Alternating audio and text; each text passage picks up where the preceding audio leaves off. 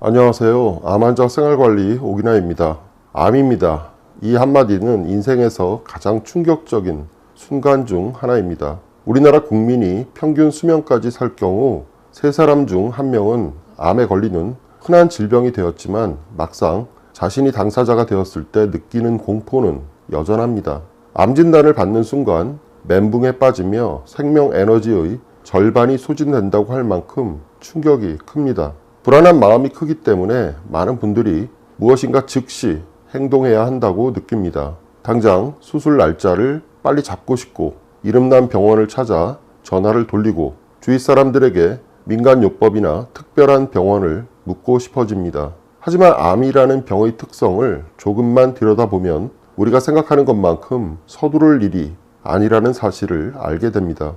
우리는 흔히 암은 발견 즉시 치료하지 않으면 당장 죽음에 이르는 시급한 응급 상황으로 생각하곤 합니다. 그러나 암은 하루아침에 생긴 것이 아닙니다. 암세포가 검사를 통해 진단 가능한 크기로 자라기까지는 대략 10년이라는 긴 시간이 소요됩니다. 암은 급성질환이라기보다는 오히려 잘못된 생활습관 등이 축적되어 나타난 만성질환에 가깝습니다.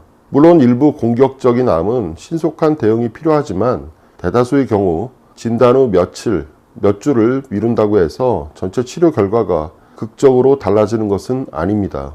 그렇다면 암 진단 직후 가장 먼저 해야 할 일은 무엇일까요? 이 시기에 처음 해야 할 일은 당장의 치료가 아니라 감정의 정리입니다. 자신의 감정을 있는 그대로 인정하고 받아들이는 시간을 갖는 것입니다. 억지로 담담한 척하거나 강한 척할 필요가 없습니다. 충격받고 슬프고 화가 나고 두려운 것은 지극히 자연스럽고 인간적인 반응입니다. 이러한 감정은 예상치 못한 충격으로부터 자신을 보호하기 위한 방어 기제이기도 합니다. 자신의 감정에 솔직해지고 그것을 충분히 느끼는 시간을 통해 정서적 안정을 찾아가는 것이 필요합니다. 이는 자신이 암에 걸린 사실을 의식적으로 받아들이고 스스로 인정하는 과정이며 이후의 긴 여정을 위한 필수적인 준비 단계입니다. 감정이 안정되면 자신의 병을 제대로 이해해야 합니다. 신뢰할 수 있는 정보를 통해 나의 상황을 구체적으로 이해해야만 합니다. 암의 종류, 병기, 예후, 표준 치료 방법, 치료의 목표, 즉 완치인지 조절인지 증상 완화인지 등을 정리해 봐야 합니다. 또 한 가지 중요한 점은 모든 암이 다 공격적으로 치료되어야 하는 것은 아니다 라는 사실입니다. 진단기술이 발달하면서 원래라면 평생 모르거나 불편 없이 지냈을지도 모를 조기 암들이 많이 발견되고 있습니다. 갑상선암이나 전립선암이 대표적인 예입니다. 이들 중 상당수는 치료할 암이라기보다는 관리하며 지켜볼 암일 수도 있습니다. 치료 방법을 선택할 때는 병에만 매몰되지 말고 삶 전체를 고려해야 합니다. 치료에 따른 이득과 부작용, 삶의 질 등을 종합적으로 고려하여 이 치료를 받는 동안 어떤 삶을 살 것인가를 고민해 봐야 합니다. 공포에 쫓겨 허둥지둥 치료를 결정하는 것은 자칫 병은 물론 남은 인생까지 망가뜨리는 결과를 초래할 수 있습니다.